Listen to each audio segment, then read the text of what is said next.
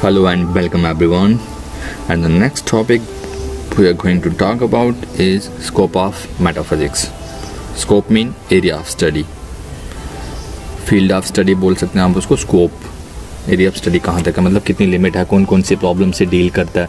Scope को generally लेकर समझना है तो मतलब प्रॉब्लम्स देखनी है हमने कि कोई भी जो डिसिप्लिन है, कोई भी सब्जेक्ट जो है वो कौन कौन सी प्रॉब्लम से डील करता है. जिस प्रॉब्लम से वो डील करता होगा वो सारी फील्ड किस में आएगी, वो सारा एरिया किस में आएगा, उसके स्कोप में. तो हम बात करें मेटाफिजिक्स के स्कोप की, तो मतलब कोई भी प्रॉब्लम जो रियलिटी के कंसर्निंग होगी, वो चाहे गॉड के कंसर्न है, सोल के, चाहे अल्टीमेट रियलिटी के, जैसे मतलब physical phenomena, non physical phenomenas, तो ये सब किस में आएंगे, मेटाफिजिकल में. तो जो फर्स्ट ब्रांच है मेटाफिजिक्स की, दैट इज ऑन्टोलॉजी.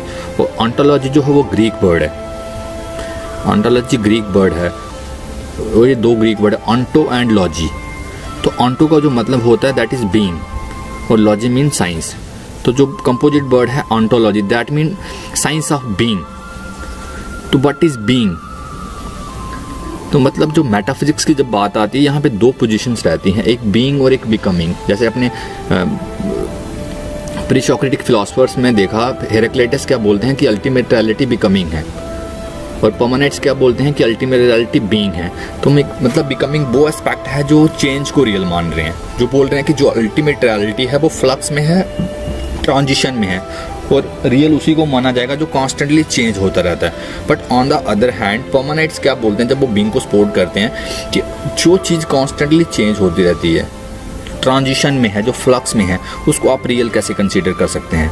इसलिए मतलब जो बीइंग है that is a study of something which is eternal, which is real, real in absolute sense, something which is beyond creation and destruction, something which is beyond beginning and and, तो उसको being बोला जाएगा. That is ultimate reality. Unlimited element है जो world का, unlimited stuff है जो world का, उसको बोलते हैं बीइंग.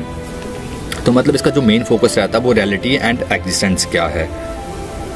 तो जब इस क्वेश्चन को वो डिस्कवर करते हैं, ऑन्टोलॉजिकल प्रॉब्लम्स में क्या है, ऑन्टोलॉजिकल थ्योरीज होती है जिनको थ्योरीज ऑफ रियलिटी बोला जाता है. कोई बोलता है रियलिटी 1 है, 2 है, मैनी है, कोई बोलता है रियलिटी मेंटल है, कोई बोलता है रियलिटी मटेरियल है, कोई बोलता है रियलिटी जो है वो ह्यूमन अंडरस्टैंडिंग से बियॉन्ड है. जैसे जो रियलिटी वो 1 बोलेगा उसको क्या बोला जाएगा, मोनिज्म.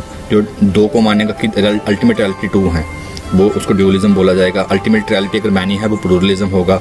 अगर अल्टीमेट रियलिटी जो है वो मेंटल है, जैसे मतलब आइडियाज़ की बात करते हैं हम, तो वो रियलिटी आइडियलिज्म हो जाएगी, क्योंकि आइडिया माइंड में एग्जिस्ट करते हैं, तो उनके अकॉर्डिंग आइडियलिज्म है. थ्योरी ऑफ आइडियलिज्म क्या है, मेटाफिजिकल थ्योरी, जिसमें यहाँ पे जो अल्टीमेट रियलिटी है वो मेंटल होती है.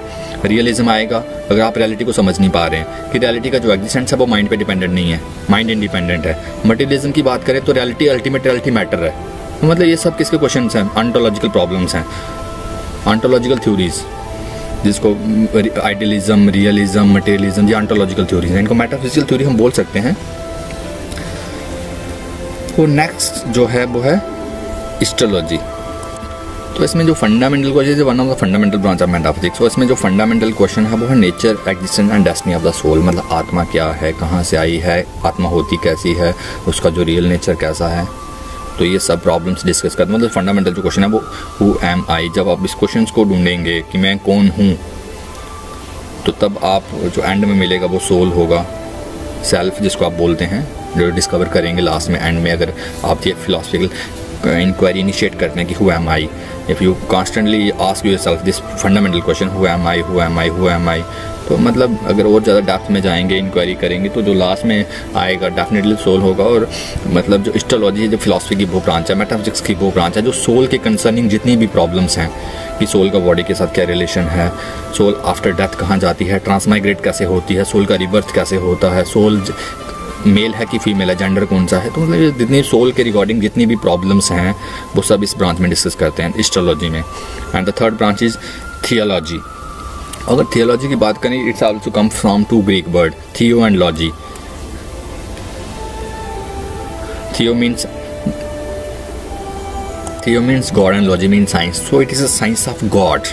तो मतलब जो फंडामेंटल क्वेश्चंस हैं यहाँ पे जो हम रेज करते हैं वो regarding the existence of God. क्या भगवान हैं, अगर हैं तो वो कैसे हैं, और उनके क्या क्या फंक्शंस हैं. अगर भगवान है, ही क्या है कि शी है, इमिनेंट है कि ट्रांसीडेंट है. जैसे इमिनेंट मतलब भगवान इसी दुनिया में है हमारे साथ, जब भगवान इस दुनिया से बाहर हैं, ट्रांसिडेंट, तो भगवान का इस दुनिया के साथ क्या रिलेशन है? भगवान, अगर भगवान है तो ईवल क्यों है दुनिया में? दुनिया किसने बनाई है? अगर बनाई तो परफेक्ट बनाते, बुराइयां क्यों हैं? All these such questions are discussed in theology. तो मतलब थियोलॉजी को फिलॉसफी ऑफ रिलीजन भी बोल सकते हैं। तो मतलब जितने भी रिलीजन्स के कंसर्निंग जो प्रॉब्लम्स होती हैं वो सब हम डिस्कस करते हैं थियोलॉजी में। The last and the most important branch is theology. तो theology is also composed of two Greek words, theo and logy. Theo stand for creations and logy stand for science. So the word composite theology stand for the science of creation. तो science of creation, अब creation की बात करें, whether it comes to creation of the universe as a whole or the creation of life as a whole, तो दोनों problem यहाँ पे mainly discuss होती हैं कि how we came into being or how the universe came into being, what is the purpose of existence, what is the purpose of creations, why creation happens or what makes creation happens, who is the creator. तो मतलब ये सारी problems जो हैं life and the world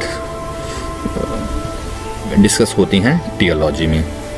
जैसे मतलब कुछ वो लोग मानते हैं कि क्रिएशंस का पर्पस है, एग्जिस्टेंस का पर्पस है। अगर आप वजूद में आए हो, इट हैज़ डेफिनेट पर्पस, और आप जब वो पर्पस पूरा हो जाएगा आप इस दुनिया से चले जाएंगे। और कुछ लोग जैसे कार्ल मार्क्स की तरह सोशोलॉजिस्ट जो हुए, मटेरियलिस्टिक फिलॉसफी है उनके, वो बोलते हैं कि लाइफ का कोई पर्पस नहीं है।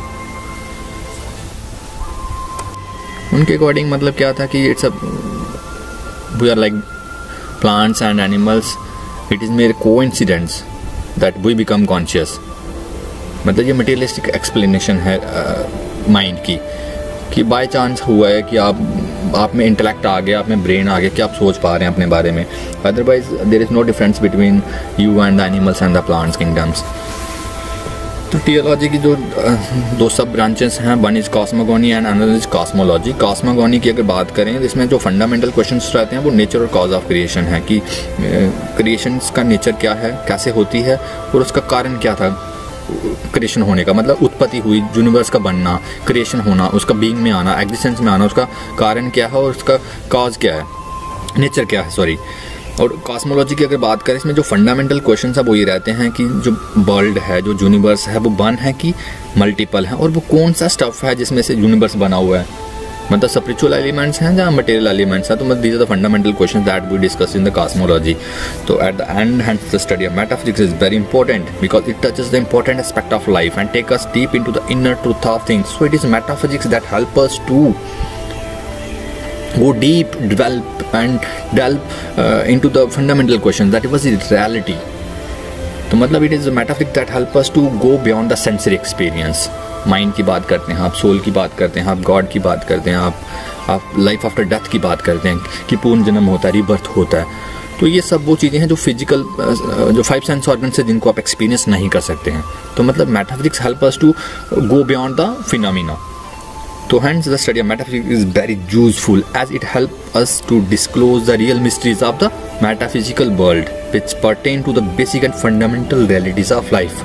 मतलब हम बात करें सोल की क्या इंपॉर्टेंस है लाइफ में, गॉड की क्या इंपॉर्टेंस है लाइफ में, लाइफ आफ्टर डेथ क्या आपका रीबर्थ होगा, ये जो बिलीफ है आपका, इसकी कितनी इंपॉर्टेंस है। तो मतलब अगर आप इनको देखें, मेटाफिजिकल जो टॉपिक्स हैं उनकी क्या इंपॉर्टेंस है, तो आप एक अलग ही इंसान बन जाते हैं अगर आप इन प्रॉब्लम्स पे फोकस करते हैं।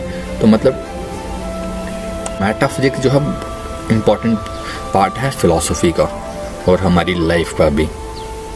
Thanks for watching.